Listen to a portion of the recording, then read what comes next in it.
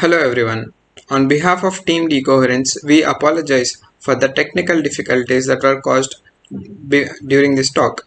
I hope all of you are keeping well amid this pandemic. I pray for a speedy and healthy recovery to all the people affected with the disease. Today, we are here for the third talk in Coherence lecture series by Professor Shiraz Minwalla, who has been kind enough to accept our invitation. I welcome you all on behalf of Team Coherence to today's talk. In this lecture series, we will hear from renowned physicists who are actively involved in research in particular areas of physics so that everyone gets introduced to the various areas in physics and ongoing researches and research methodologies in those areas. Professor Shiraz Minwalla is a theoretical physicist known for his pioneering work on string theory and quantum field theory. He is a faculty member in the Department of Theoretical Physics at Tata Institute of Fundamental Research, Mumbai. Prior to his present position, he was a Harvard Junior Fellow and subsequently an Assistant Professor at Harvard University. Professor Minwalla did his Masters from IIT Kanpur and PhD at Princeton University under the guidance of Professor Nathan Seberg. Professor Minwalla was awarded the Swarna Jayanti Fellowship in 2005 by the Department of Science and Technology, Government of India. He was awarded the ICTP Prize in 2010 and the Shanti Swarup Bhatnagar Prize for Science and Technology, the highest science award in India in the Physical Sciences category in 2011. He was awarded the Infosys Prize 2013 in the field of physical sciences by Infosys Science Foundation. He was awarded the 2014 New Horizons in Physics Prize by the Fundamental Physics Prize for his pioneering contributions to the study of string theory and quantum field theory, and in particular his work on the connection between the equations of fluid dynamics and Albert Einstein's equations of general relativity. In 2016, the World Academy of Sciences awarded him the TWS Prize in Physics.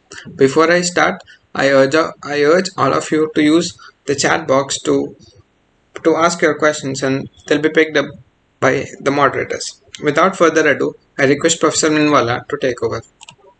Thank you again for the invitation to speak. My name is Shiraz Minwalla. I'm a theoretical physicist.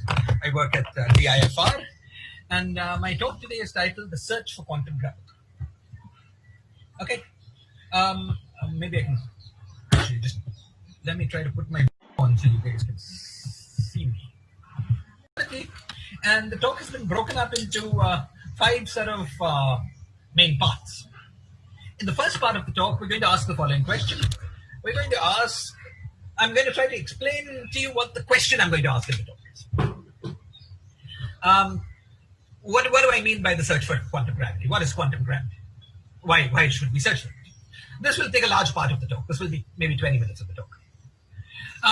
Then, somewhere in the middle of the talk, I'll give you a very brief, 3 or 4 minute introduction to what's sometimes called the string framework, the framework of string theory.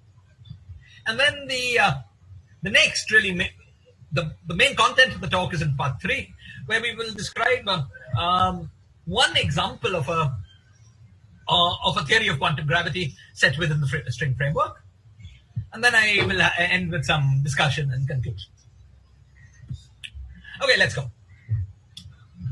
You see, over the last few hundred years, theoretical physicists have developed increasingly sophisticated mathematical models to describe nature. And the mathematical models that physicists have really interesting, in my opinion, is that that there is a great deal of unity in physics. That there's a small handful of phenomena of frameworks that underlies the mathematical description of a vast variety of physical phenomena. Okay, so one of these frameworks is the framework of quantum mechanics. Okay, this framework was this waiting room is extremely disturbing, but it's fine. So one of these frameworks is the framework of quantum mechanics. The quantum framework that was developed in the early part of the last century is the basic grammar that has been used to describe the construction of call. Is there any Q&A option? Please do materials and so on. join But us in on particular, Zoom. and this is going to be of You importance can to my talk, leave the it's Teams a basic call and grammar that join has us on been Zoom. used for the construction of all models of particle physics over the last 8 years. Okay, so let's say this in a little more detail. Modern theories of elementary particle physics are set within a theoretical framework that is called the framework of quantum field theory. And I'm going to give you in the next minute, I'm going to give you 1 minute introduction to quantum field theory. So quantum field theory is a framework in which you have one or a finite number of quantum degrees of freedom at each point in space. Okay? Since the number of points in space is infinite, there's an infinite number of degrees of freedom, but this infinity is not completely uncontrolled. The infinity is in one-to-one correspondence with the number of points in space. Okay? Now, what is this space? Well, within quantum field theory, space and time are some sort of grid. They're a pre-given grid. For instance, could be Minkowski space, just flat space-time where nothing's happening. It's a pre-specified grid on which dynamics happens. Okay? You can think of space-time as a sort of stage on which the drama of the universe is enacted. Within quantum field theory, the stage is set once and for all. It's just what it is and is not moving.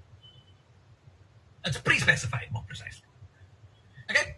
So, within quantum field theory, each point in space hosts its own finite number of quantum degrees of freedom. And these degrees of freedom interact with neighboring degrees of freedom only locally. Actually, the locality of quantum field theory lends it many of its characteristic simplifications and its nice properties. Of these infinite number of degrees of freedom, we don't have direct interactions between the degrees of freedom here and something far away directly. Degrees of freedom at one point in space interact with degrees of freedom at other point in Hi space everyone, through Nikita here influencing again. things in the Please middle. do join us on Zoom. Okay? The talk has So started. this is what quantum field theory is. All It's the IDs quantum and system, information would degrees of be freedom at shared each on the point in screen space, as well finite as it's number of degrees of available in the chat freedom at each box. point in space, and then of Thank course in you. time, these degrees of freedom evolve. Okay? Space-time is a pre-specified grid, a once and for all specified stage on which dynamics happens. Okay, great. Now there is a second framework that will play an important role in my talk. And this is the framework of, roughly speaking, the framework of the general theory of relativity. Okay, so let's try for a 1 or 2 minute introduction to the general theory of relativity in the same spirit that we had this 1 or 2 minute introduction to quantum field theory. The general theory of relativity, like quantum field theories, has degrees of freedom associated with each point in space, and then that evolved in time. Okay, what is special about the general theory of relativity is that within general relativity, the degrees of freedom include degrees of freedom that encode the geometry of space-time itself. So, within general relativity interacting with something else, let's say, with a Maxwell field, light, you've got some other degrees of freedom. Let's say these are the Maxwell or the light, the electromagnetic degrees of freedom. But in addition, you've got degrees of freedom for the metric field, that the field that describes that encodes in it the nature of the local geometry of space-time itself. Okay, so within general relativity, space-time is not an unmoving stage. It's a participant in the dynamics of the universe.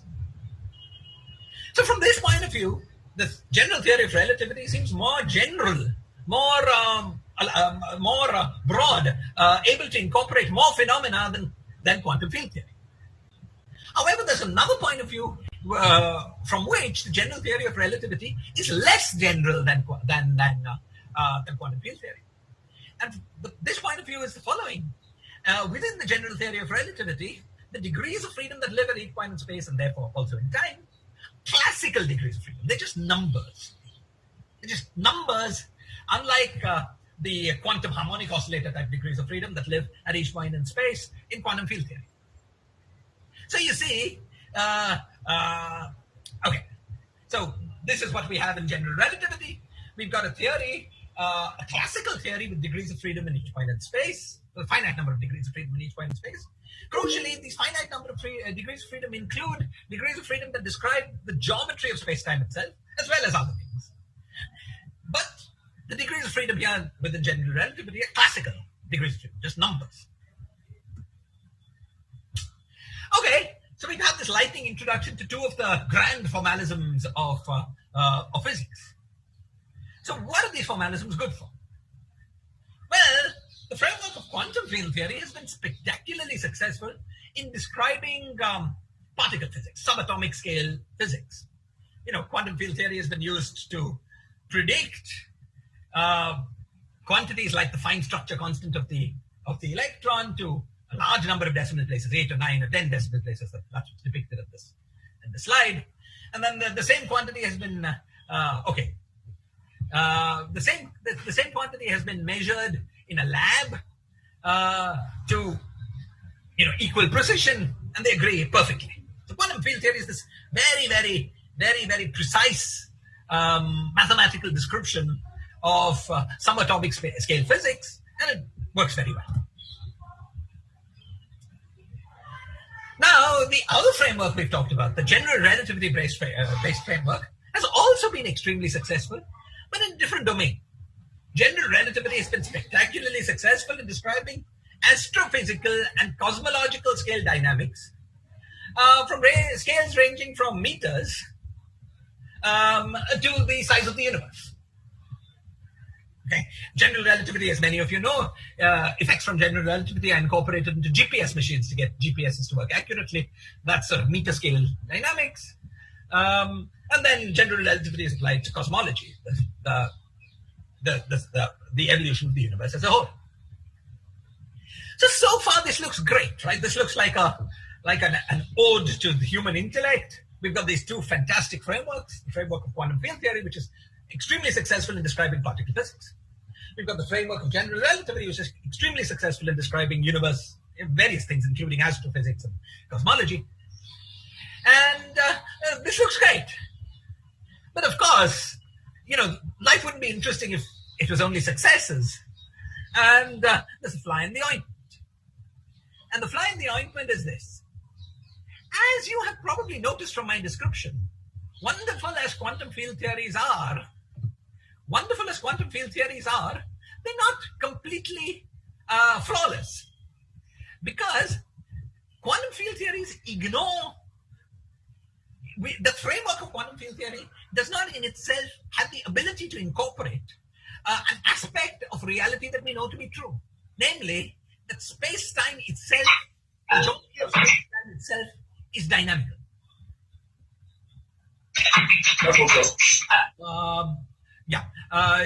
Is there a question? If not, I'll request Abu Bakr to mute his mic. Yes. Okay, excellent. Okay, so so quantum field theories ignore one aspect of reality. That is that the geometry of space and time itself is dynamical. It's a participant in the universe. You need dynamical variable to describe the geometry of space and time. You'll remember that when I was telling you about quantum field theories, I told you that quantum field theories were described on a pre-specified space-time grid. The geometry of space-time is specified once and for all, and other dynamics happen on this grid. So quantum field theories have a certain flaw. That there's some aspects of reality that they are unable to model. Okay? On the other hand, general relativity, which incorporates this aspect of reality, namely this aspect that the geometry of space and time is dynamical, within it also has its own flaw.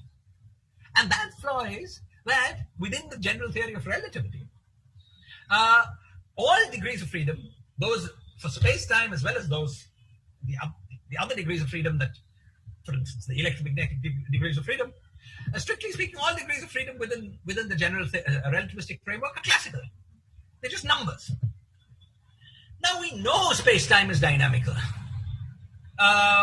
because a description of dynamical space-time so wonderfully describes, let's say, cosmology. And we know that space-time, that reality is also quantum, because the quantum description so wonderfully describes the properties of materials, but also of particle physics. So now we're left with the following thing. Suppose we find a phenomenon in which these two aspects of reality were both simultaneously important. Okay? It was simultaneously important that space-time is dynamical and that life, especially the dynamical fluctuations of space-time themselves, are quantum. Then neither the framework of quantum field theory nor the framework of general relativity is good enough to describe any such phenomenon. Now, for some of you, this is already enough. Right? For some of you, you might say, well, I'm convinced if our formalisms are such that one formalism ignores one thing, another formalism ignores another, surely we need more. We need to be able to find a formalism that ignores neither. Otherwise, we don't have a good enough understanding of the universe. But for some of you, these in-principle questions will not be enough. Some of you might be more hard-nosed and might be thinking, that's all very well, but give me one, before I agree to take interest in the study of quantum gravity, give me one phenomenon, one clear and pressing phenomenon whose description will involve both dynamical spacetimes as well as quantum mechanics. And there are such phenomena, there are several such phenomena. There's one very particular one that seems of particular interest to most human beings. And that event, or sort of quote-unquote event, is the birth of the universe. So let me take 2 minutes to explain what I mean by this. Look, as you know, when we look at the universe today, what we see is a bunch of galaxies rushing away from us. Okay? But the great thing about physics, well, one of the great things about physics, is that the equations of motion of physics work as well in the backward direction in time as they do in the forward direction. So what we could in principle do is to observe the universe as we see it now, more precisely on a sort of time, on a light slice, because light approaches us from a light slice. Okay, so but use what we see now to get some sort of initial conditions for the universe, and then use the equations of motion to post-dict what the universe was like before. Take the initial state of the universe as obtained from observations today, feed them into the equations of physics, and ask the question, what was the universe like sometime earlier? Picturesly, you can imagine the following thing. You can imagine taking what we see now and using the equations of motion to build a movie of the evolution of the universe, not in forward time, but in backward. Okay? So let's try this. People have tried to do this, and when they do it, what they do is to take what you observe about the universe now, plug what you observe now into the general relativity-based equations of the evolution of the universe, and run the movie backwards. So what we see now are these galaxies moving away from us. But now if you run the movie backwards, what you see is the galaxies all coming together. And they come together and come closer and closer and closer and closer. Everything in the universe comes closer and closer. In the observed universe comes closer and closer together. And then we reach a very interesting time, something like 14 billion years ago, when everything that is visible to us now in the observed universe is crunched up into a very, very small distance. A distance that is, well, extremely small, nuclear scales, let's say, or even some nuclear scales. Okay? And then that's when things are really getting interesting. And you ask, well, what happened before then? How did it all start? What happened before things were so scrunched up that they were all the size of a nucleus or smaller? And the answer is we don't know. And the reason we don't know is that what we do know is obtained by taking what we see now and using the equations of physics. But the equations of physics fail us. We are ignorant about the true equations of physics for the phenomenon that I've described when the universe becomes small enough. Okay? Now, what the true equations of physics are to answer the question, how did the universe, quote unquote, begin, or Was there a beginning? Was there something before this scrunching thing? What the true equations of physics are at that point, we don't know. But it seems likely that these will be equations that need to simultaneously describe both quantum mechanics as well as the dynamical nature of space and time. So it seems likely that in order to completely answer the question, or in order to better answer the question, the kind of question that people have presumably asked since we were humans, how did the universe begin? We likely need a quantum theory of gravity.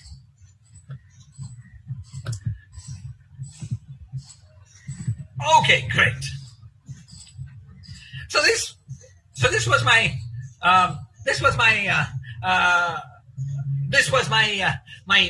attempt to convince you that we need to find a quantum theory of gravity. Okay. Now that a lot of physicists have been convinced that it would be very interesting to find a quantum theory of gravity for a long time. Nonetheless, we don't yet have a satisfactorily quantum theory of gravity that describes quantum fluctuations of gravity in our universe. Okay? And you might ask, why not? Why don't we have such a quantum theory of gravity yet? The answer to this question is at least partly the following. The search for a quantum theory of gravity is made very hard by the following fact. The quantum fluctuations of the geometry of space-time of gravity are important only in very extreme situations. So, for instance, one situation in which these fluctuations would appear to be important is if you took particles and collided them together very, very hard. Now,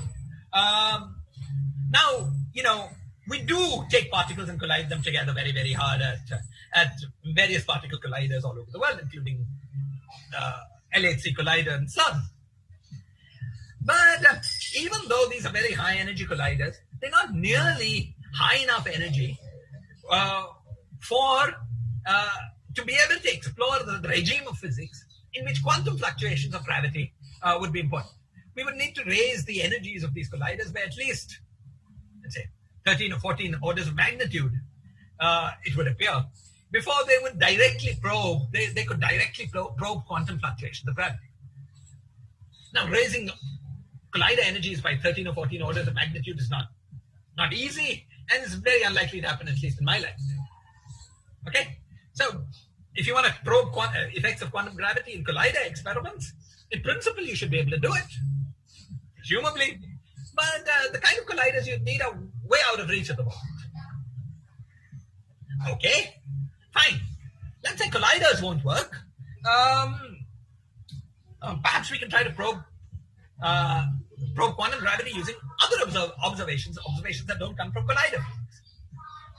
Okay. For instance, I've already argued for you in this talk that the early universe, the question of what the state of the universe, the theory that governed what was happening in the universe when it was very young, about 14 billion years ago, was that the physics of that very early universe was likely governed by quantum theory of gravity.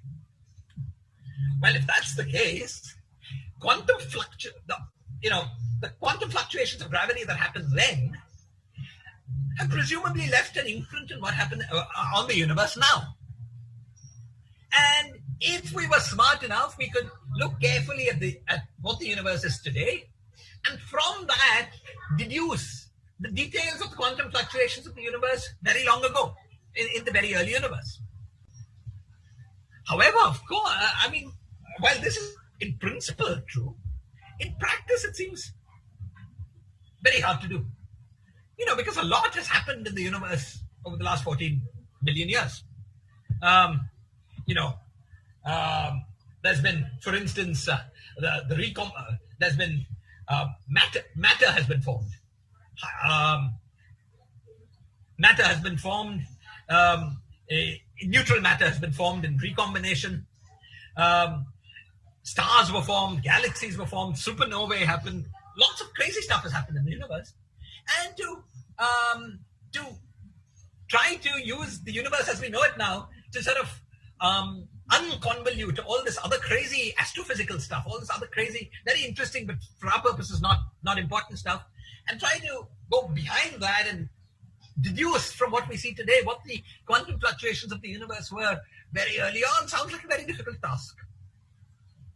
Actually, for some purposes, there's this remarkable theory called the theory of inflation, within which some of these quantum fluctuations do seem to have left a simply observable imprint in the universe today. But from that we learn too little about, well, okay, it's not a crazy idea. It's not a crazy idea, but it's clear that it's going to be a very difficult thing to do. Okay, so the early universe was a place where quantum gravity appears to have been important, and if we were clever enough, we could look at what we see now and deduce what is happening in the early universe and use that as our observational data, but clearly that's not going to be easy. Okay, if the early universe is not going to be, if the early universe is not, not the place to look, well, what about other extreme places in the universe today? Well, there are other places in the universe today where presumably quantum fluctuations of gravity are important.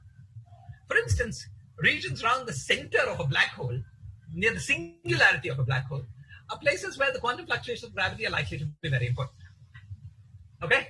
But unfortunately, there's this strange and interesting and bizarre fact about black holes that, as far as we can tell, the singularity of black holes are generically cloaked by an event horizon, which is sort of one-way doors. You can go in, at least classically speaking, but you can never come out. Okay, so, for instance, you could imagine very perverse PhD advisor who sends his student into a black hole and asks her to take, with a bunch of detailed experiments, instruments, and asks her to take make very detailed measurements about the quantum fluctuations of the geometry near the singularity of the black hole. And perhaps the student would be able to take these measurements. But you see, because she would never be able to send her readings back out to us, so she would never be able to publish her readings. Okay? So these, why the centers of black holes are another place where even if we could, get to them and so on, go and look at them, it would be useless to those who have not jumped inside the black hole, because the information would stay with the person who jumped in. Okay, so we've seen three examples.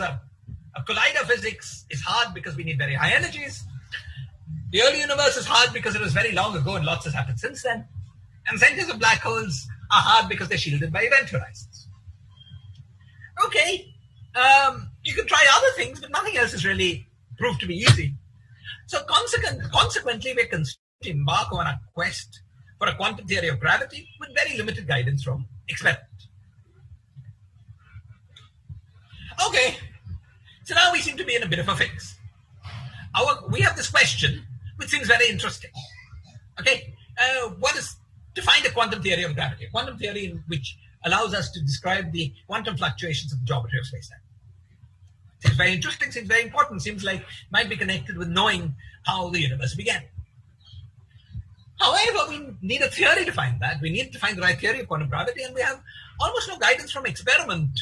So in such a situation, how do we proceed?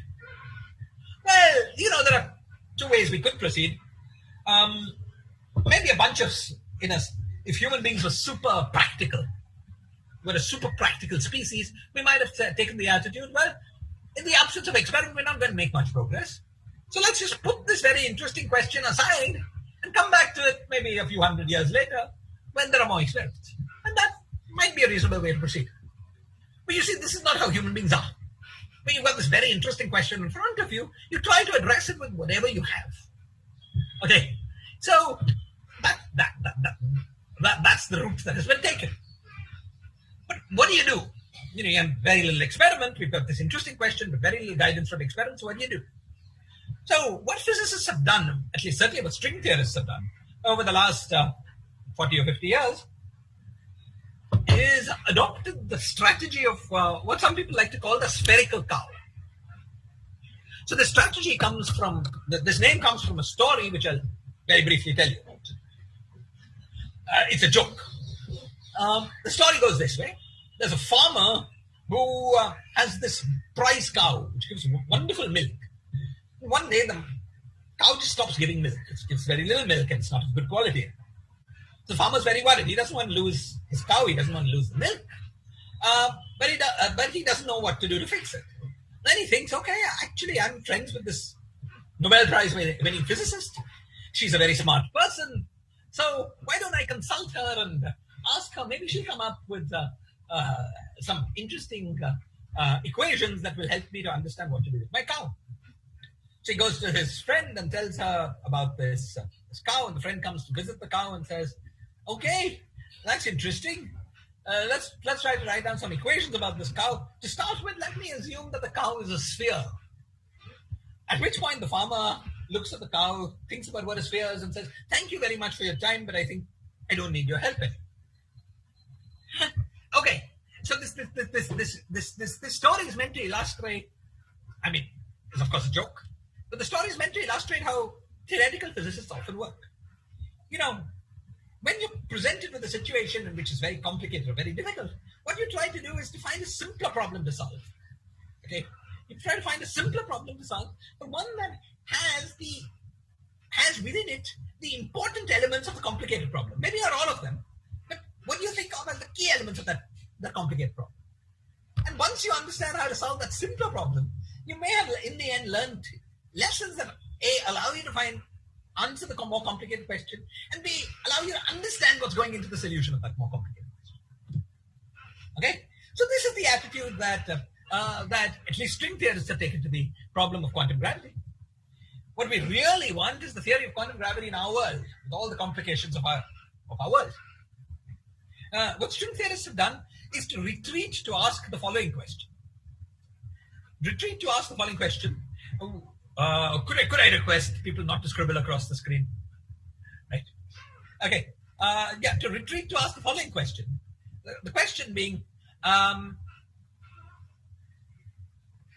instead of trying to find just in one shot the theory of quantum gravity of the world, let's see if we can find any mathematically consistent theory which has within it the two main elements that we are trying to put together in our world, namely the fact that space and time is dynamic and the fact that the universe is quantum. So can we find any consistent, mathematically consistent, logically consistent quantum theory of gravity before trying to find the quantum theory of gravity of the real world? Okay. Now, this might seem like a easy question, but it turns out not to be so. It's proved surprisingly difficult to construct even one non-trivial, mathematically consistent model of quantum gravity. Is there a question? Right. Not even one consistent theory of has proved very difficult to construct even one consistent quantum theory of gravity. And in my opinion, the first really satisfactory such construction happened about 23 years ago.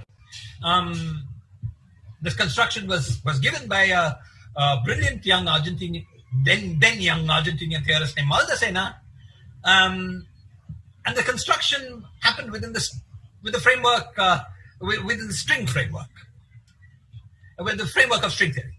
Okay, now I'm not going to tell you really what the string framework is. I'm going to let's just go on. Okay, so in order to understand in the rest of the talk, what I'm going to do is to explain Maldasena's construction of one fully satisfactory quantum theory of gravity. I emphasize that his construction is not of a theory of quantum gravity of our universe. It's not a correct model of the world we live in.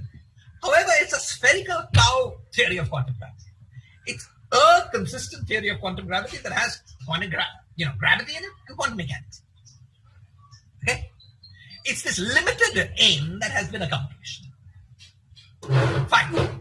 So, in order to explain what Maldacena accomplished and how strange it is, I'm going to first remind you of an earlier accomplishment of theoretical physics, namely the construction of quantum electrodynamics.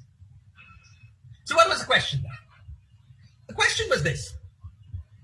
You see, I think as somebody sort of memorably mentioned, memorably said, perhaps half of physics and all of chemistry is described by the theory of electrons and protons interacting with electromagnetism. Okay? Now, because that describes basically chemical reactions. Now, the theory of electrons and protons interacting with electromagnetism is a quantum field theory. So the question that was posed in 1928 to 1950 went somewhat like this. We knew at that time what the correct theory of classical electromagnetism was. Okay, that was the theory of Maxwell electromagnetism that many of you are studying in your courses. I'm sure you have a course on electromagnetism from Griffiths or Jackson or Purcell or Feynman lectures or something like that, telling you all about the theory of classical electromagnetism. Electrons are charged particles moving around, interacting with this electromagnetic field. So we knew something about electromagnetism and we knew something about electrons.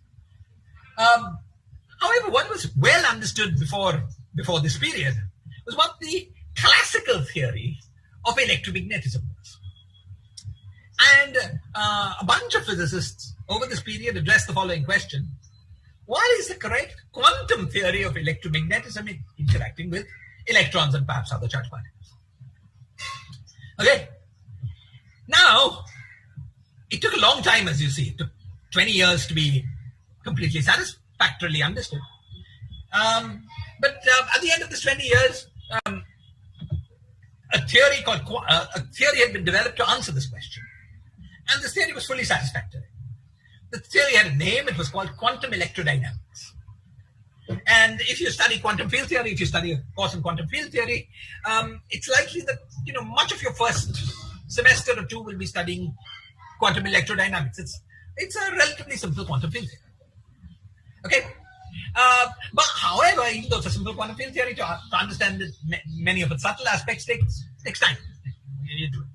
Fine. So it's simple and in some way complicated in another way. Well, but for the purposes of this talk, I'm not going to get into the details of this construction. I just want to look at it from above. So the question the thing I'm going to explain to you is what quantum electrodynamics was. Now, remember what the previous theory was.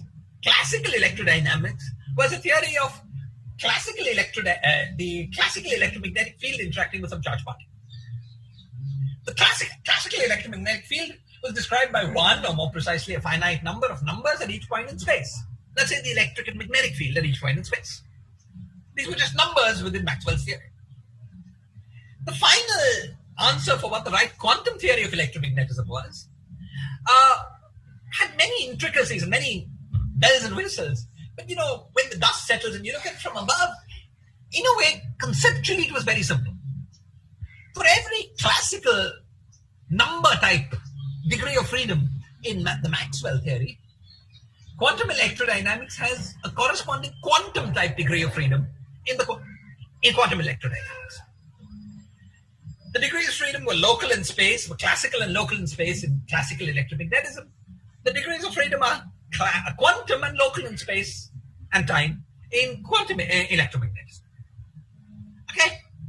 And the reduction, the way that the theory of quantum electrodynamics was constructed, modulo some important, but at this level, minor detail, was basically by following Dirac's procedure. And Dirac's procedure had inbuilt in it the guarantee that if you took the right classical limit of this quantum electrodynamics, the h bar goes to zero limit, you would end up with the theory you started with, namely classical electrodynamics. Okay? So, in the end, the solution to what the quantum theory of electromagnetism was unsurprising. In place of classical degrees of freedom, you have quantum degrees of freedom. There's a one-to-one correspondence between every classical and quantum degree of freedom. Okay?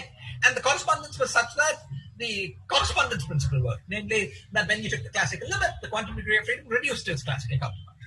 Okay? Conceptually, very simple and almost a bit boring, right? I mean, it's almost a bit disappointing that quantum electrodynamics involved no bigger conceptual surprises than what I told you about.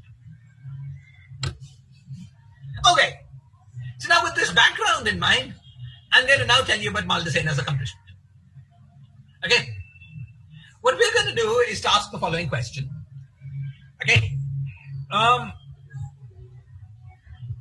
there is this beautiful, within the string landscape, there is this beautiful sort of vacuum of string theory whose low energy description is given by gravity moving in a 10-dimensional space, such that the vacuum state of that theory is described by by a geometry that has the shape AdS5 times S5.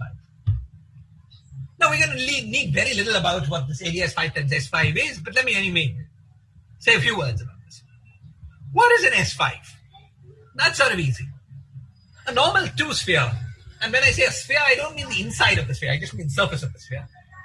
As all of you know, is the locus of points, that is unit separated from a single point in space, let's say from an origin. And S5 is very similar. It's just a locus. Consider a flat 6-dimensional space. And consider an origin in that flat 6-dimensional space, and the locus of all points that are unit separated from that origin is an S5. Okay, it's very easy to, well, not quite to visualize because we can't think in 6 and 5 dimensions, but it's very easy to conceptually generalize because we have such a good understanding of what are two spheres. Now, an AdS5 is more interesting.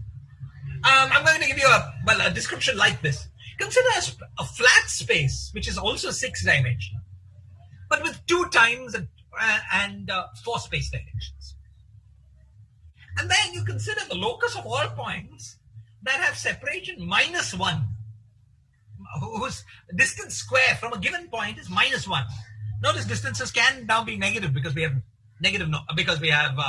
an indefinite metric. So the separation of all points whose separation from a given point in the 6-dimensional space, the separation square is -1. The collection of all those points gives you an AdS5. Okay, so these are probably unfamiliar things, but it's a relatively simple geometry. It appears in the landscape of string theory, and so there is a theory which at low energies reduces to classical gravity on AdS5 times S5. Maldacena asked the question, what is the correct quantum description of this gravitational theory? The theory which at low energies reduces to classical gravity interacting with some other fields on AdS5 process. Now, if you were guided by what I told you about here, you would have said, well, the answer should be something like, well, for every classical degree of freedom, there's a quantum operator, and there should be some quantum theory in which you replace the classical degrees of freedom with a quantum operator, and we call that quantum gravity. And of course, this is what people tried to do for many, many years to try to find the correct quantum theory of gravity, to try to find and discover how to correctly quantize gravity. Okay? But those attempts, as far as I can tell, never worked. What Maldacena discovered was that the correct answer to the quantization of this theory was not what I just said. Was not to work in this 10-dimensional space and replace every classical number, classical metric with a quantum metric operator. The solution was instead something very surprising. Okay? It's instead given by a 4-dimensional quantum field theory, which has a name. We won't really need to know what this name means, but I'll read it out to you anyway. It's UN n equals 4, d equals 4 superangular theory, which in some sense lives at the boundary of area S5 cross S5. Whatever, even what that means, we won't get to. So I'm claiming that the correct quantization of gravity, of classical gravity on area S5 times S5, this 10-dimensional space-time, is a 4-dimensional quantum field theory with a fancy name. Now, if you've been listening to my talk at all, and you don't know this material previously, you're probably very confused. What I said now doesn't just sound wrong, it sounds nonsensical. Right?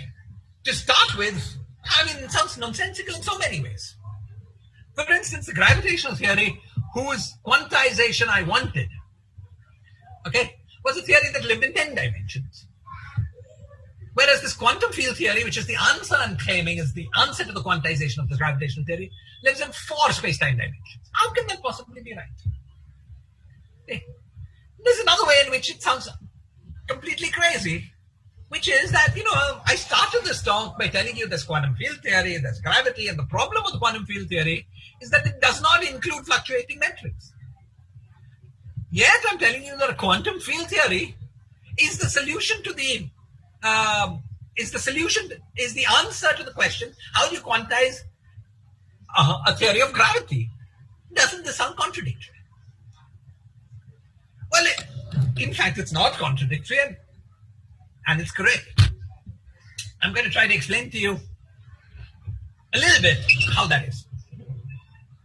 See, although we need to know almost nothing about this quantum field theory, one thing that we do need to know is this, that I told you that the quantum field theory was a theory where you have a finite number of degrees of freedom at each point in space, and then also at time. Now, in this quantum field theory, the one that we are studying, the one that gives you the answer to the quantization of gravity, those finite number of degrees of freedom turn out to be n cross n matrices. And the answer to the question, what is the correct quantization of this gravity theory on this funny space? What is the answer to the question of what is the correct gravity theory on this funny space? Is this theory in the limit that n goes to infinity? The limit that n becomes very large. Now, it has been known for a very long time, for 40 years or so, from the birth of Tata, that matrix theories, matrix integrals, matrix path integrals, matrix quantum field theories with whose degrees of freedom at each point in space are matrices that are very large, whose size is n, that there is a sense in which these theories become classical theories. Okay? And the reason for this, roughly speaking, is the law of large numbers. And as you know, if you take, you take an experiment and repeat it n times, the standard deviation of the result of the average of that experiment is 1 by square root n times the standard deviation of the result of any one of those experiments. So if you do something many, many times, fluctuations are suppressed. Okay? And something like that happens in these theories. The fact that you have these large n matrices suppresses fluctuations, even though individual elements fluctuate quite a lot. Okay? Now, so it's been known for a long time that every time you've got these quantum theories involving large n matrices, you get some effective classical theory. This has been known for a long time, and however, it was always assumed that for interesting large n theories, the classical theory that would come out would be some sort of horrible mess, so messy and so complicated that even though it was classical, it would not be easier to study, or it would not be interesting to study in order to understand the quantum dynamics of your large n theory. What Marley discovered was that in the case of this theory, the classical theory that comes out at large n is a remarkable classical theory. It's the classical theory of classical gravity on ADS 5 times S5. Now I want you to understand the following point because it's very important. You see, this theory here is formulated as a four-dimensional quantum field theory. The mathematical formulation of this theory is in 4 dimensions. The mathematical formulation of this theory is a quantum field theory. The four-dimensional space-time on which the quantum field theory lives, is fixed, an unmoving stage, no dynamics. But you ask a question about this quantum field theory. The question you ask is, what is the effective classical description of this quantum field theory in the limit that n goes to infinity? And you get an answer. The answer is by definition a classical theory. And the answer is a classical theory in 10-dimensional space. In fact, a theory of gravity in 10-dimensional space, this theory of 2B supergravity, or more precisely 2B string theory in ADS5 process. So look at what's happened here.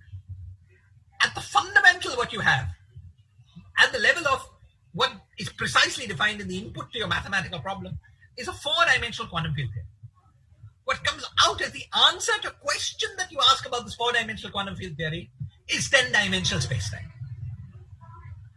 Moreover, this 10-dimensional spacetime appears not exactly, but in an approximation, because it's the answer to a question of what happens in this theory in the limit n goes to infinity. Now you can ask, suppose n was not infinite but very large, n was a billion. Well, what is the effective description of this large n theory? Well, so when n is very large, you get a classical theory. When n is not infinite but still reasonably large, you get a theory that is almost classical, but then has some quantum fluctuations. So in fact, 1 by n corrections lead to quantum fluctuations of this 10-dimensional supergravity theory. 10-dimensional gravity theory. So infinite n gives you this 10-dimensional space-time, which is classical. Large but finite n gives you almost classical, small fluctuating space-time. But finite n, let's say n equals 3 or n equals 2, is where if you study this theory at finite n, let's say at n equals 2 or n equals 3, there is no real sense in which this 10-dimensional space-time appears in any interesting sense in the theory. So you see that in this theory, this 10-dimensional space-time is an approximation. My PhD advisor once in an unusual fit of poetry called it an illusion. 10-dimensional space-time was an illusion, one that appeared in an approximation, in a particular approximation, and had no fundamental reality or fundamental significance in the theory at any finite value. Okay, large n, you see the space-time, it's when you make n a little less large, it starts fluctuating, and you make n finite, like, and small, 2 or 3, and then the space-time has just gone away. It's not there anymore. Oh, there's no natural way of thinking of the theory in terms of space-time. Within the space theory, therefore, there's a sense in which space-time is an illusion.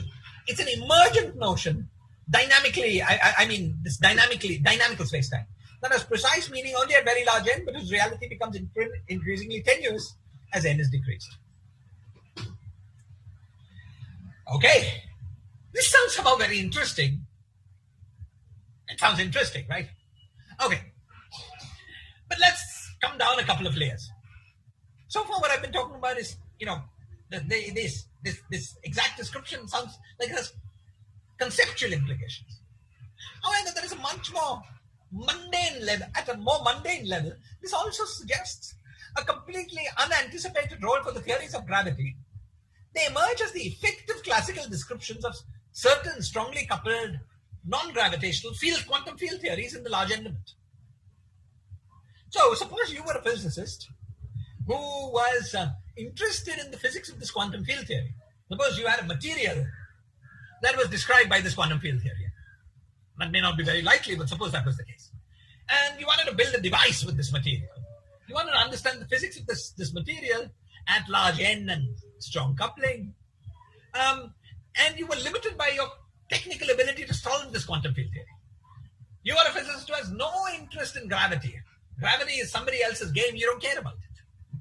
Still, the best way to understand your quantum field theory and the best way to understand how to build your device would be to learn about the ADS-CFT correspondence and use the equations of gravity to understand the behavior of your quantum field theory.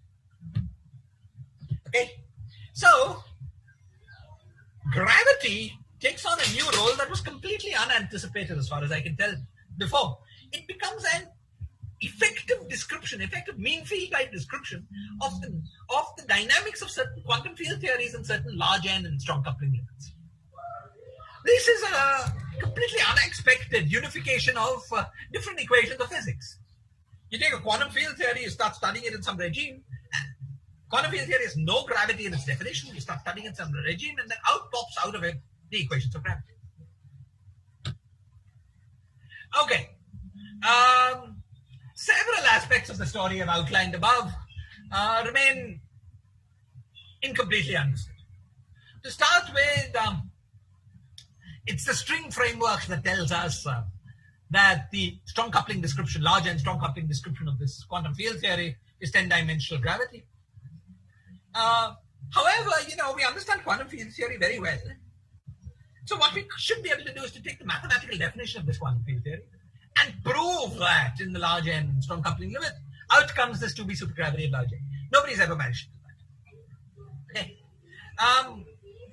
In other words, we do not understand in detail precisely how space-time, dynamical space-time and fluctuating metrics emerge out of strongly coupled gauge dynamics. It seems likely to me that we will learn important lessons by filling this gap. Okay. As I've described, the formulation of single, complete, non-trivial quantum theory of gravity has been a rather non-trivial accomplishment that has yielded surprising insights, conceptual insights about the nature, the evaporating nature of space and time when you move away, when you make it more quantum, and as well as the practical insights, how gravity can be used to answer non-gravitational questions. In order to address the questions of, what we did was take one theory that occurred in the string framework and find its complete description. We learned a lot.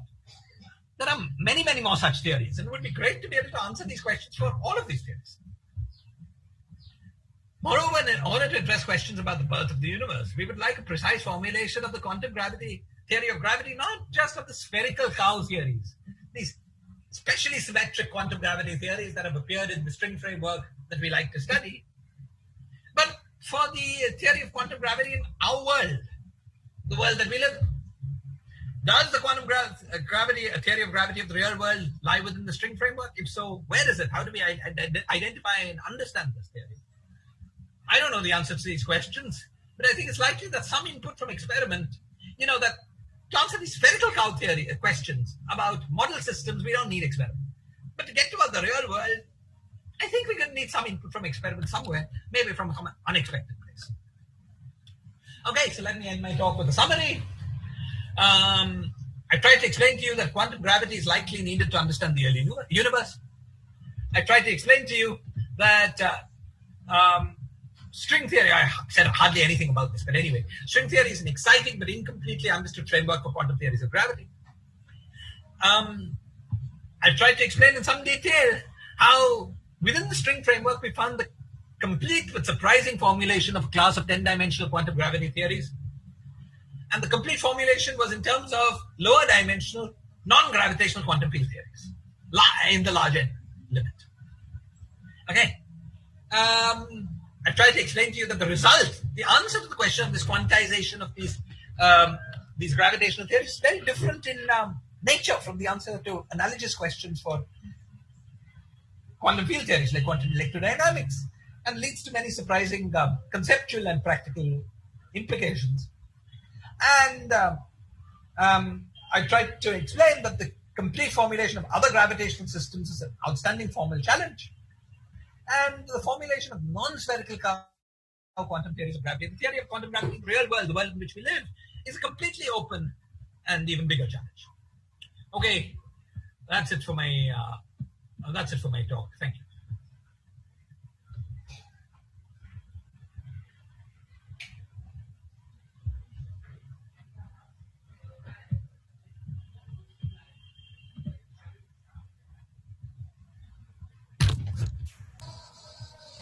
Right, so all right, go ahead, Nikita.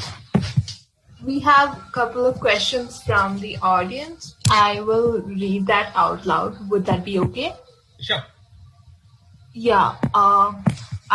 The first question is from Kaustubh Gupta, and in QFT, how is there a one-to-one correspondence between the degrees of freedom at each point in space if each point can have multiple degrees of freedom? Fine. I'm not sure I completely understood the question, but each point can have multiple degrees of freedom. So let's take as an example electrodynamics. In electrodynamics, we've got just classical. We've got, the degrees of freedom at each point are the gauge field A mu modulo some gauge results. Because the index mu runs from 1 to d, or 0 to d minus 1, there are many degrees of freedom, one for each of the indices mu. Okay? Now, maybe the question was about the correspondence with classical physics. Well, the correspondence is very simple. The classical theory also has many degrees of freedom. You see this. In the classical theory here has multiple degrees of freedom at each point in space. These are the degrees of freedom A mu. In the quantum theory, you have the same number of degrees of freedom, except that they're quantum. You have the A mu operators. I hope I've answered the question, and I think the questioner should feel free to tell me if I've not answered and explain his or her question.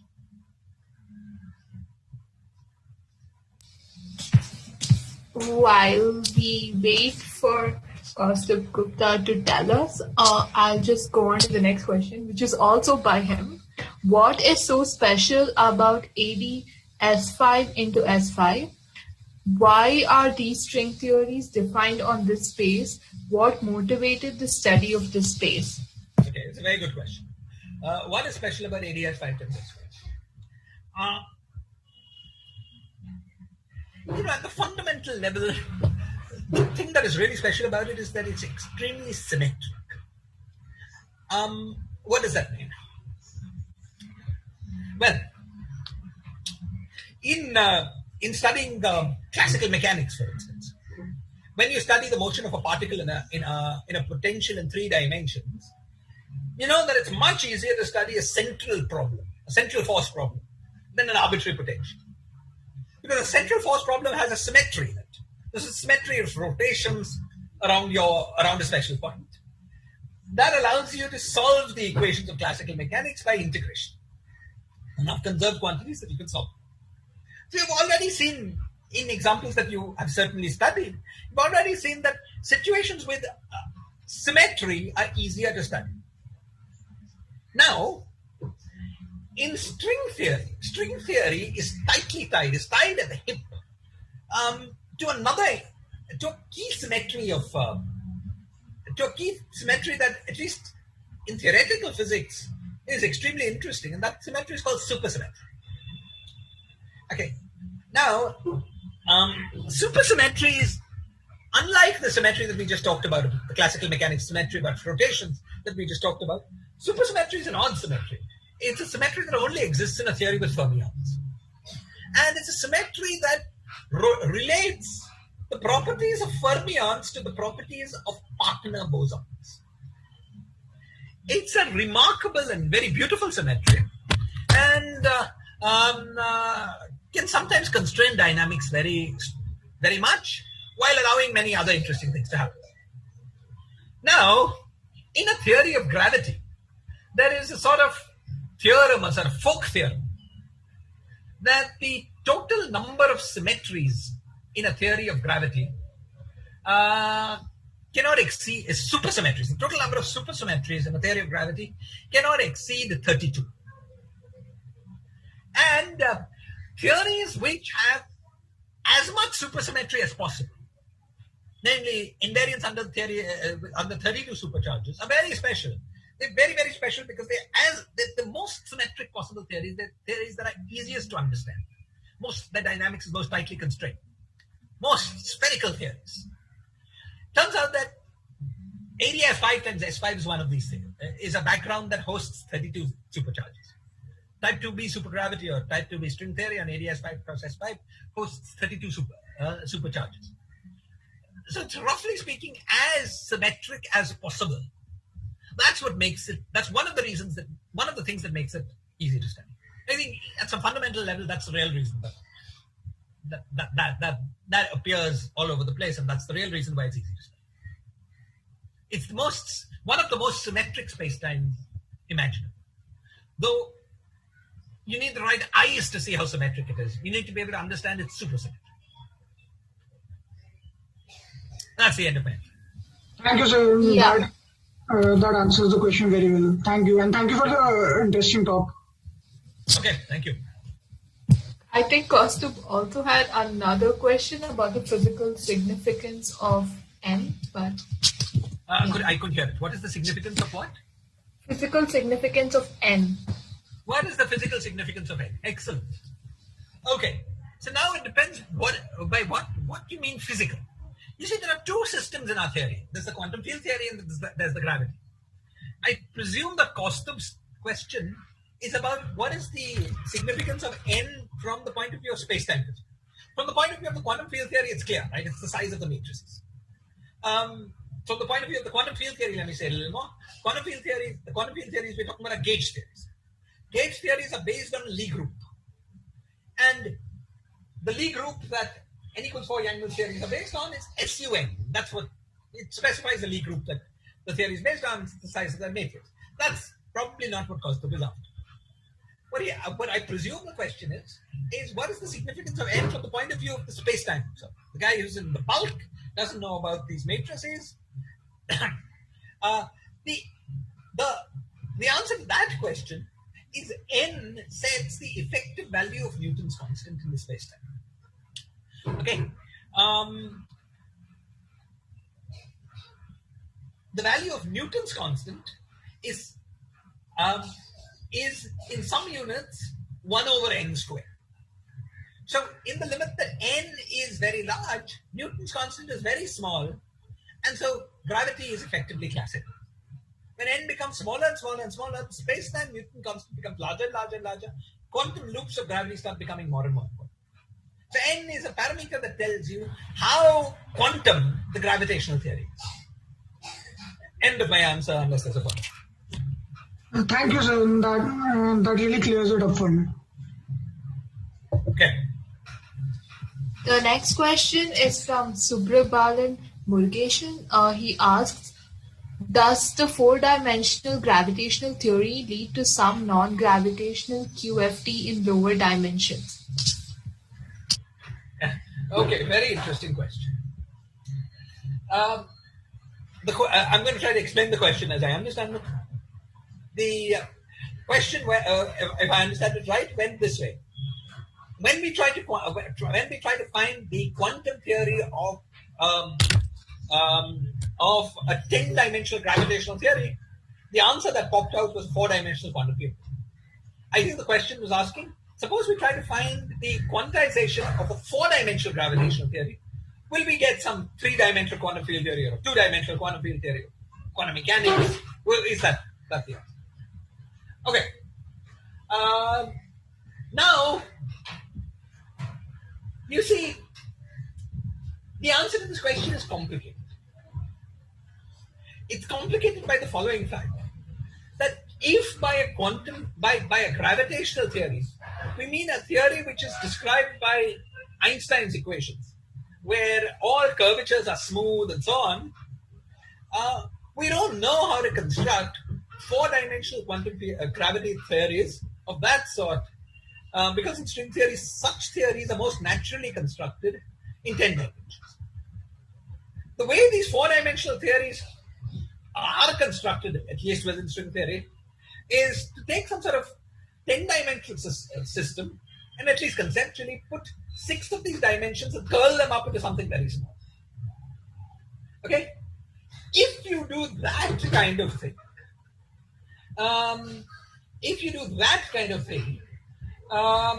yes, I think there are examples of this 4-dimensional, some effectively 4-dimensional quantum gravity theory, not fundamentally 4-dimensional, but sort of effectively 4-dimensional quantum theory, having descriptions in terms of lower dimensional theory. Certainly it happens in, say, 6 dimensions. Yeah, I think also. Yes. End of my answer.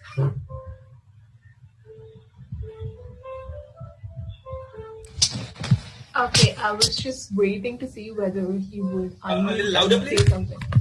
I was just waiting to see whether the person who asked the question would unmute and have anything to add, but doesn't seem like that, so I'll move on to the next question. Gayatri asks, is it possible to obtain the flat limit of ds by CFT from similar methods used to obtain the flat limit of ADS by CFT? Is it possible to obtain the flat limit of what? Please repeat the question once more, please. ds/CFT from methods Yes. similar to that used for ADS. DS, for de Sitter space, is the question about de Sitter space? Yeah, is it I think so. DS? D for Delhi? Yeah. So the question is it possible to obtain the flat space limit of DSCFT using methods similar to those used to obtain the flat space limit of ADSCF? Did I understand? Did I say the question correctly? Okay. Well, it's a very sophisticated question. A very sophisticated question indeed. The flat space limit from ADSCF. Let me explain the question to the audience. You see, I told you that there was this quantum theory of gravity in which the gravitational theory was a theory on ADS 5 times S5. Now this ADS 5 and S5 each have a radius. Okay? And so if you're interested in phenomena that happen at scale, it turns out that the two radii are the same. If you're interested in phenomena that happens at length scales very small compared to this radius, then for such phenomena, the fact that you have that there is a sphere and area space is unimportant. In such phenomena, you make a little elevator of size epsilon, such the size of the elevator divided by the radius of S5, or the radius 5 is epsilon, and epsilon goes to 0. It's a sort of Einstein free fall elevator. In such an elevator, effectively space-time is flat 10-dimensional.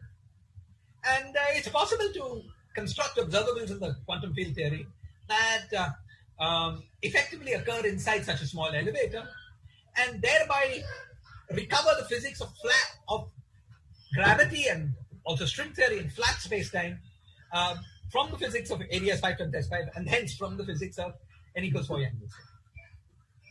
Now, the person asking the question is asking whether one can do something similar in DSCF.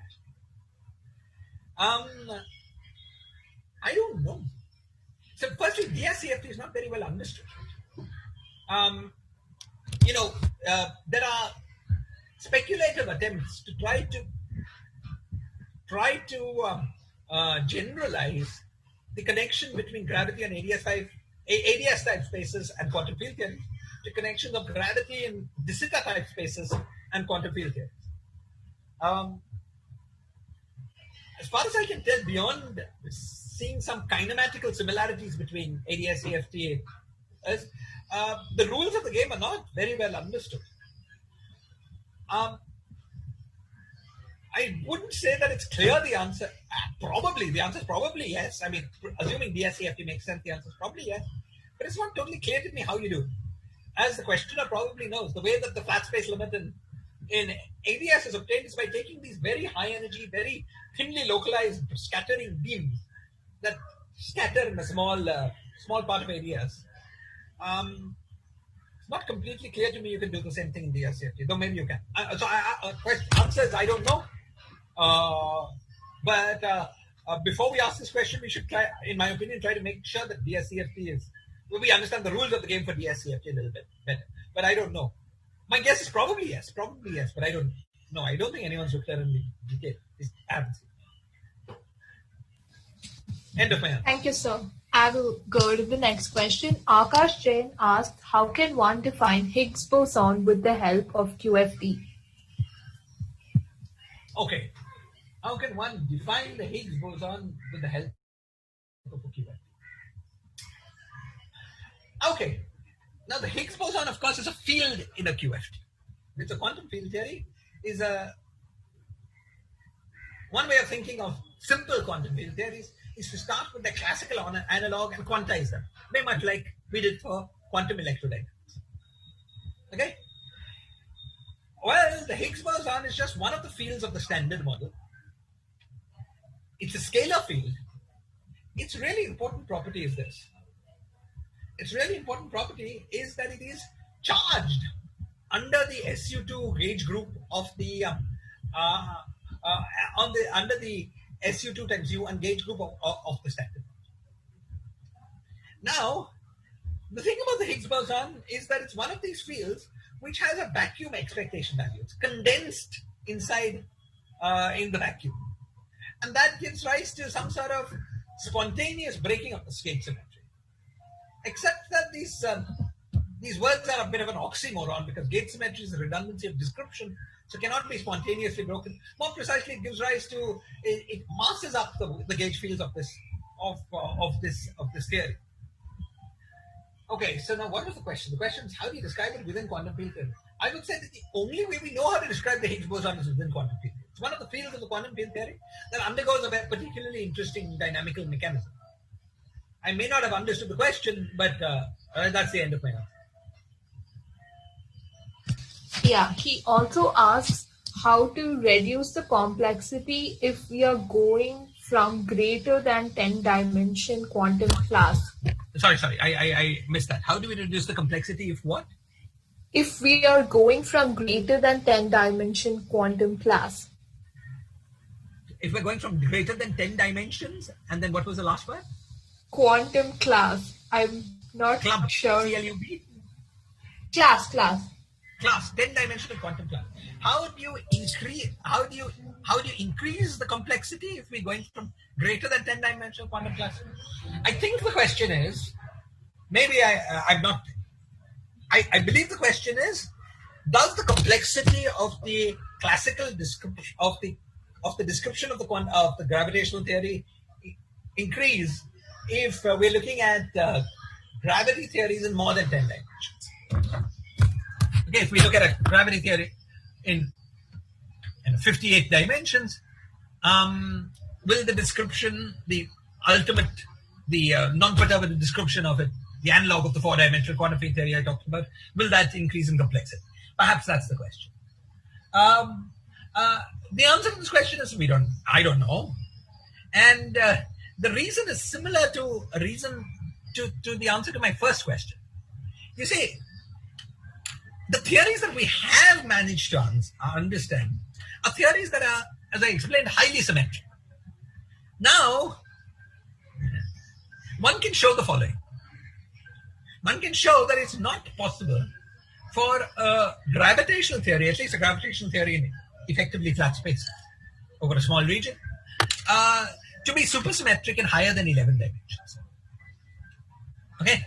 So if there exist interesting quantum theories of gravity in large dimensions, 58 dimensions, let's say, they may well exist, but they're very hard to study because they don't have the supersymmetry that underlies our ability to control their dynamics. So we know very little about these things. I think that some people would say they don't exist. This is related to the following questions. Related to the question of do non-trivial conformal field theories, without conserved high-spin symmetries, exist in higher than 6 dimensions. Some people would say they don't exist. I don't think we know for sure.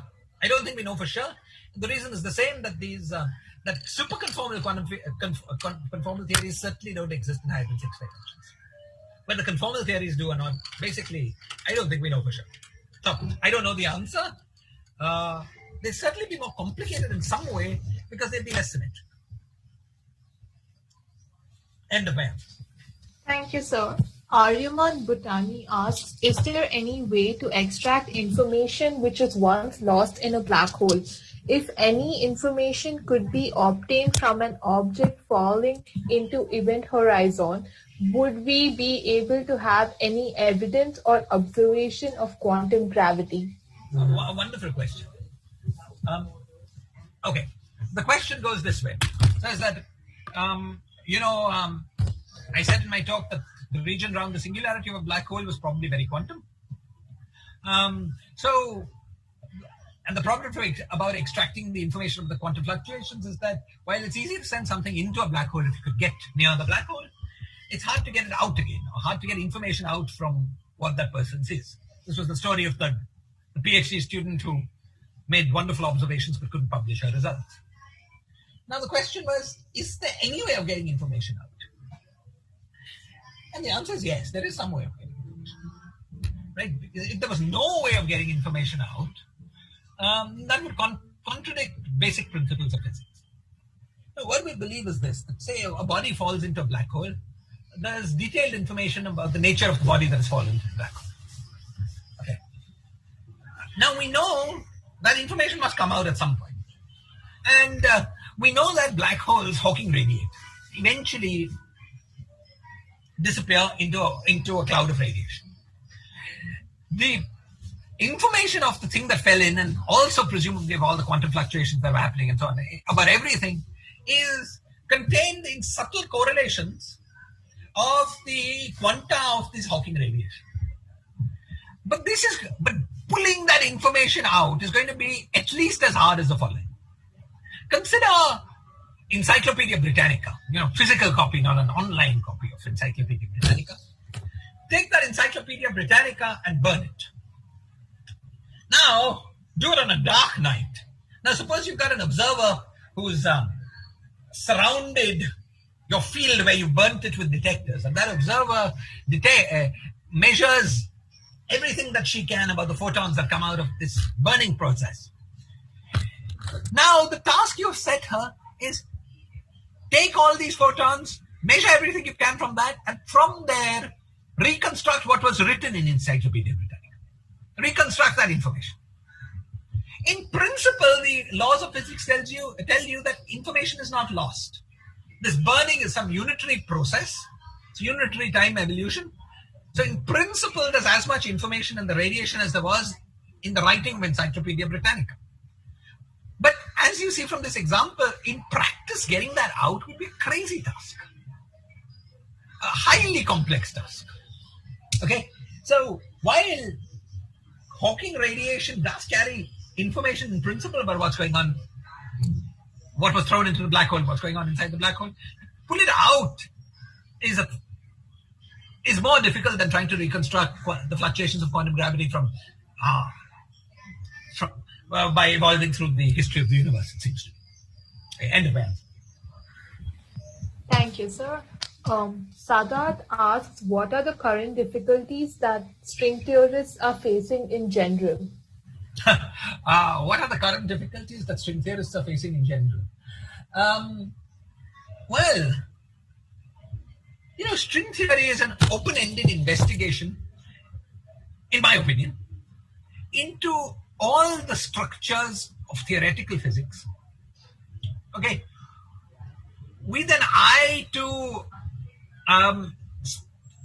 with a special emphasis on structures that make connection with geometry and fluctuating geometries, dynamic geometries, the gravity. But the investigation of string theory is very broad. As I say, questions like, can we classify all quantum field theories? The space of consistent quantum field theories are part of the study of string theory, and an active part of the study of string theory. Okay. Now, so in a way, if you look at what string theorists do or what string theorists feel is their area of investigation, in a way it is somehow the exploration of the full set of consistent theoretical structures of physics, or at least a certain kind of physics. And so this is such a large and ambitious goal that we face many, many difficulties. But perhaps that's not what the questioner wanted. Perhaps the questioner wanted the answer to the following question: what do I feel is the most pressing physical phenomenon that string theory is having trouble getting its head around? And if that is what the question is, then I think the answer to this must be, why is the universe so big? Let me explain what I mean by my answer.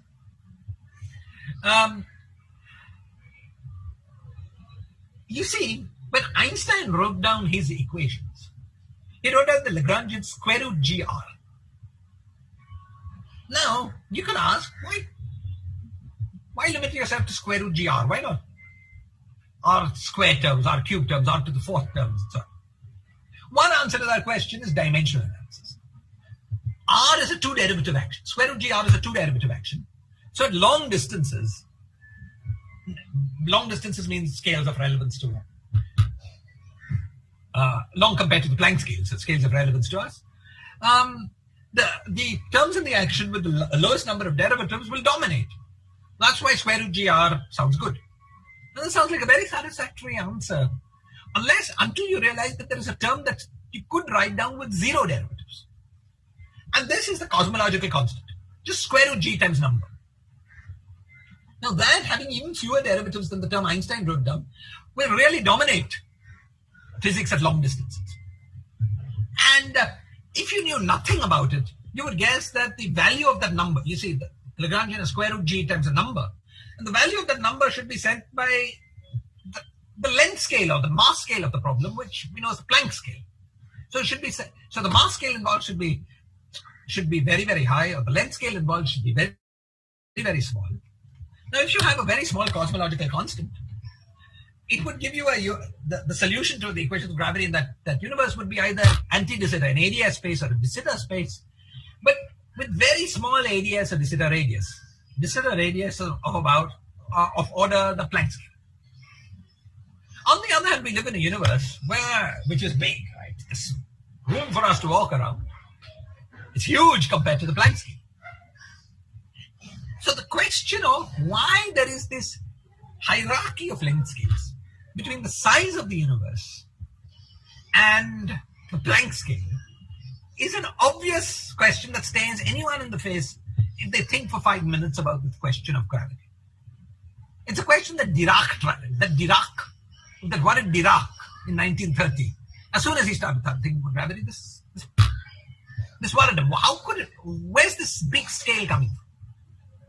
Okay, and that string theory I feel we have not yet understood the answer to this question, sometimes called the cosmological constant question.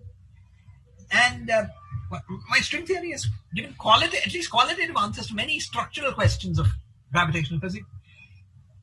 In my opinion, it's not given a good qualitative answer, a satisfactory qualitative answer to this question. I feel this is a key question somehow, and I suspect that there is a lesson in the answer to this question and an opportunity for some young, bright physicists to become famous by answering this question. So thank you for that. Would it be all right with you if I continued taking Q&A? I think there are 4 more questions in the audience, but it elapsed our estimated time for Q&A. So if you're still free, we would like to go ahead with the Q&A. It's fine. Thank you. Arpit Kumar asks, can we make string theory manifest background independent? Yes, that's an interesting question. Can we make string theory manifestly background?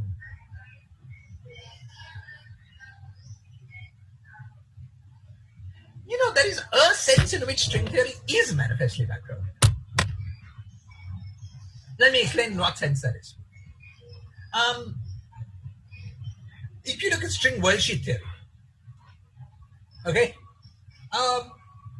one of the basic rules of worldsheet theory is that every consistent solution of the space-time equation of motion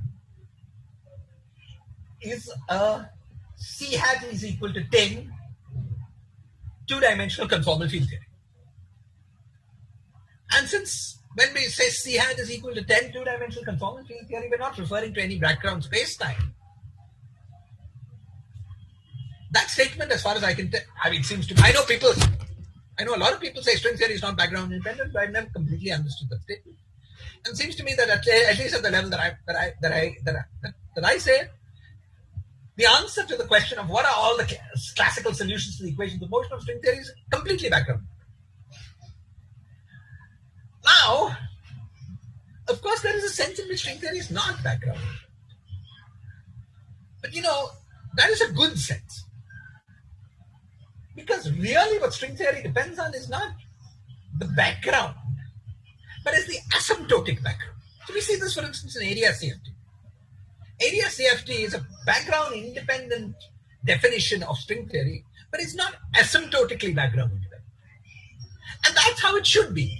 Because while geometries fluctuate in a quantum, in a classical, in a theory in which metrics are dynamical, asymptotic geometries don't fluctuate because fluctuations of asymptotic geometry carry infinite action.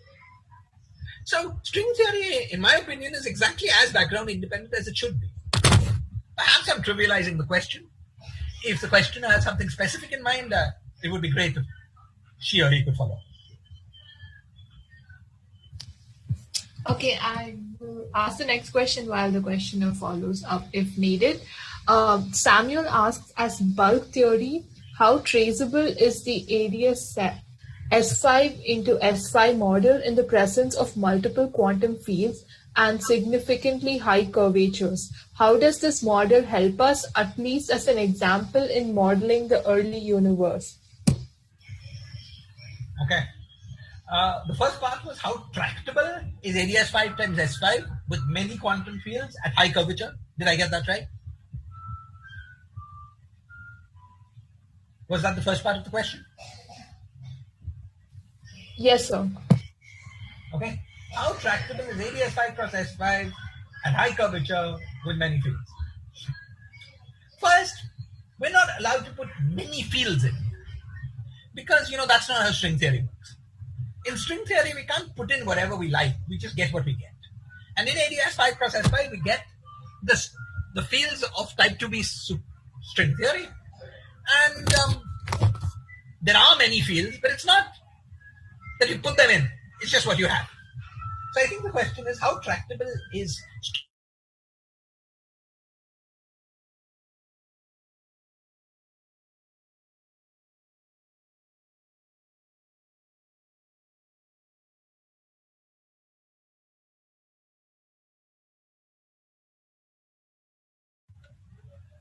nobody has managed to, as the questioner may know, the classical description of string theory is given in terms of a conformal field theory on the string worldsheet. And surprisingly enough, given how symmetric that this theory carries 32 supercharges, surprisingly enough, these string worldsheets have not been solved for arbitrary values of the radius. I do find this extremely surprising. Somehow I feel that this is not because the theories cannot be solved. It's just because we haven't been clever enough to solve it. Perhaps we lack the right formalism for this theory. Somehow it just seems odd. But the answer is not with the we know what the mathematical problem is, more or less. Solving the mathematical problem has not yet been accomplished. I would somehow be surprised if that state of affairs persisted much longer. Somebody surely will solve this conformal field theory. It's a well-posed mathematical question of a very highly symmetric theory. I think it should be solvable somehow. I don't know how to do it. I don't think anyone does, but at the moment it's not right. The second part of the question was, how does this help us answer questions about the early universe? The early universe is the early universe in our world. It's a not. To answer questions about the early universe in our world, we need to understand the quantum theory of gravity in our world, not some spherical cow theory like ADS 5. So, kind of lessons we might hope to learn from ADS CFT as currently understood about early universe are issues of principle. What might singularity resolutions look like and so on? Perhaps there are interesting answers of those kind of questions. But if you want detailed answers to the question of what was the inflationary field in our world? What was the scale of inflation? How did inflation end in our world? You're not looking at the right place if you're looking at ADS 5 process, in my opinion. End of answer. Chandra Prakash asks, how are Dirac brackets and Poisson bracket related from quantum mechanics and classical mechanics, if they're related? and also asks what book you would recommend for learning QFT and string. Okay, excellent. The first part of the question was how are Dirac brackets and Poisson brackets related to quantum mechanics and classical mechanics? Is that the question? Yeah. And then which books? Okay, yes. Well, as the questioner probably knows, in simple quantum systems, let me remind you of how Dirac's prescription for constructing the quantum analog of a classical system. What Dirac noticed was the following. What Dirac noticed was that the algebra of objects under the Poisson bracket follow the same rules as algebras of commutators or operators. Okay? So suppose you've got three operators. You take a commutator of three operators. They satisfy certain algebraic rules. For instance, alpha A plus beta, alpha 1 A1 plus alpha 2 A2, commutator B is alpha 1 times commutator of A1 with B plus alpha 2 with commutator of A2 with B. And then some less trivial such rules, Jacobi identity. So, what Dirac noticed was that these algebras were sort of isomorphic to each other. Okay? And so he realized that suppose I have a classical system, and I view the classical system in terms of Poisson brackets. Then, if I can construct a quantum system, namely a set of operators acting on a Hilbert space, such that the algebra of quantum operators in my quantum system was the same as the Poisson algebra of my classical system, up to the change of a constant. The change of a constant was that you pick up an I and an H bar. The Poisson bracket, the answer to the Poisson bracket is multiplied by I times H bar. Okay, so up to some small scale. Then this quantum system would automatically have the property that in the H bar goes to zero limit, its classical description would be the classical theory you started. And therefore, the answer to the question is an answer to the question of how do you quantize that classical system. Okay? So commutators and Poisson brackets are very tightly related. Poisson brackets are classical notions. Commutators are quantum notions. Poisson brackets are a key algebraic element in one of the formulations of classical mechanics, namely the Poisson bracket or symplectic formulation of classical mechanics. And commutators are a key ingredient in a key interesting algebraic operation on the space of operators in quantum mechanics. Now, the questioner also asked about Dirac brackets. Dirac brackets are more sophisticated objects. They're Poisson brackets in constrained systems. And Dirac brackets are more sophisticated objects. The relationship between Poisson brackets and commutators goes through for unconstrained systems. When you have systems with constraints, the relationship, I would have to say it in more detail, would take time. But roughly speaking, the relationship is that you replace the Poisson brackets with Dirac brackets.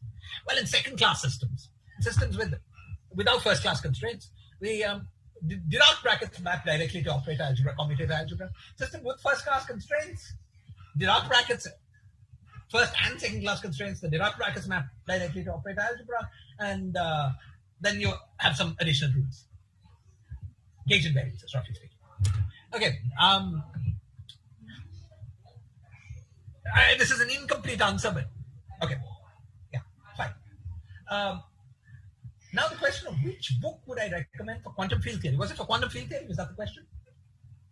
Yes, sir. For quantum field theory, I may not be the right person to ask this, since unfortunately when I was reading these quantum field theory books, many of today's books were not yet written. I was a student alarmingly long ago. I did my PhD over 20 years ago. And that's the time you tend to read these books.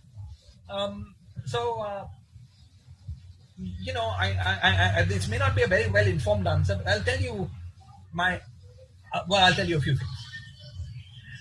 There are some books that I found extremely useful as a PhD student that I suspect are still very useful. One of these is this book called Aspects of Symmetry by Coleman. Another is a book called Gauge Fields and Strings by Polyamorous.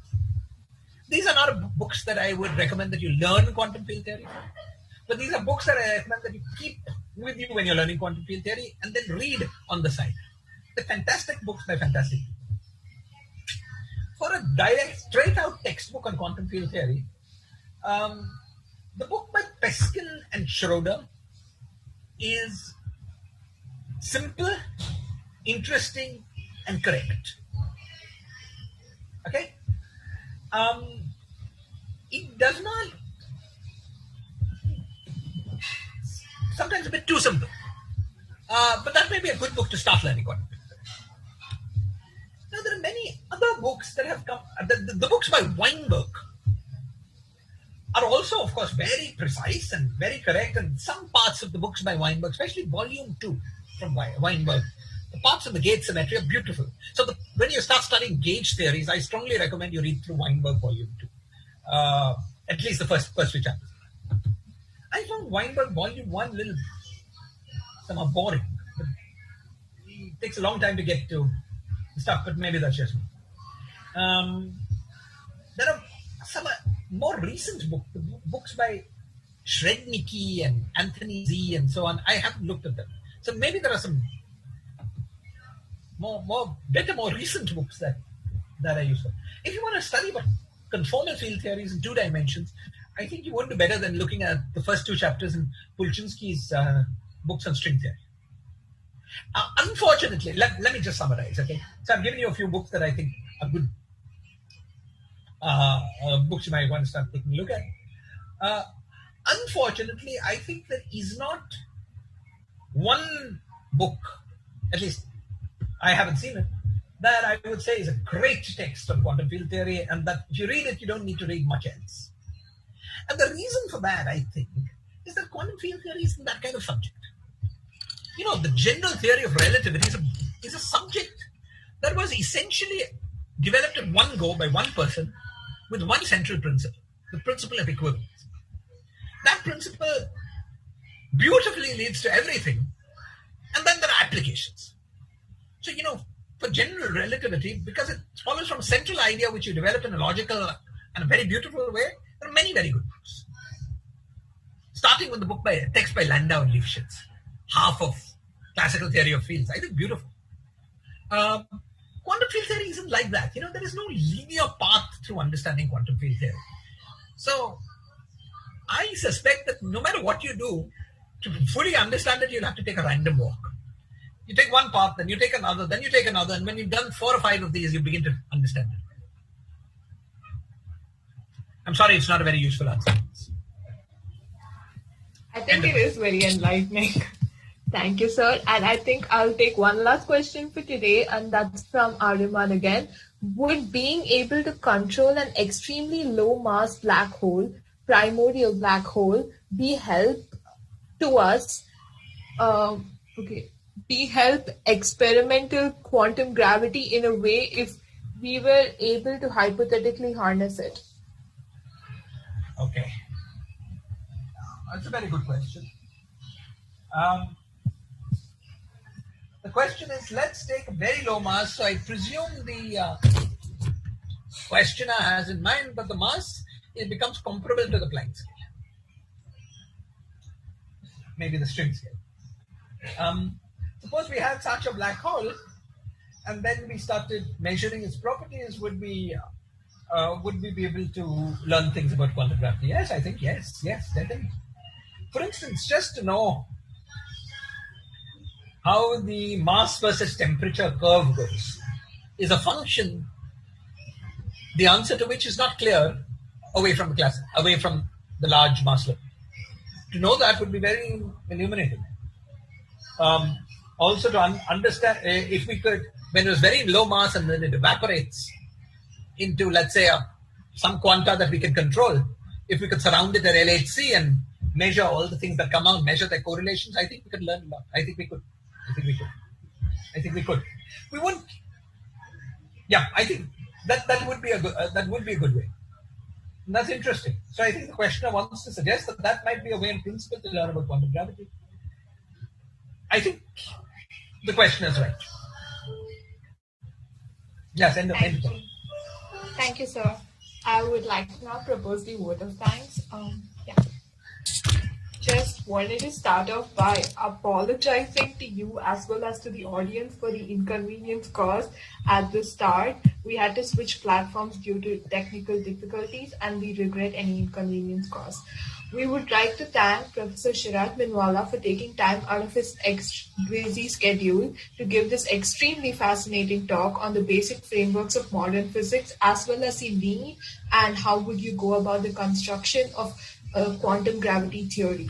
We would like to thank the Dean of the UG program of IISc, Professor Anil Kumar, for making this talk possible. We would like to thank Team Pravega for supporting us and helping us in the organization of this talk.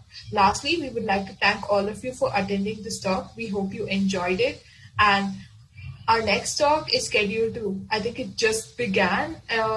It's being given by Abhinav Jain, an alum of our IISc UG program. He's going to be talking about the non-academic career options after a science UG degree. And as for Coherence lecture series, we will be back tomorrow, 13 September, 5 p.m. Professor Apurva D. Patel will be talking to us, interacting with the students on and taking questions on various concepts of quantum mechanics. Till then, goodbye and take care. And I would also like to add that thank you so much, sir, for enthusiastically answering all our questions. We had an extended Q&A session, and thank you for permitting that.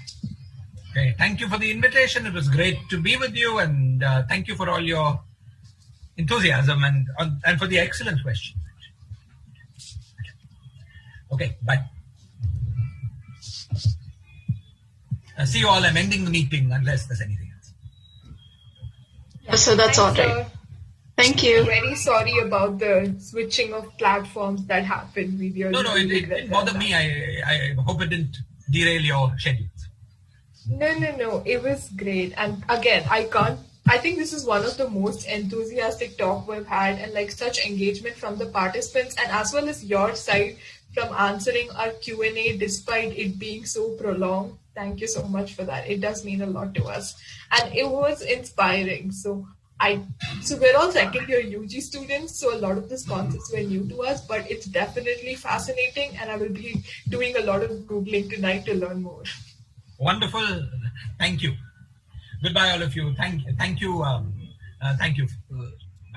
Thank you, sir.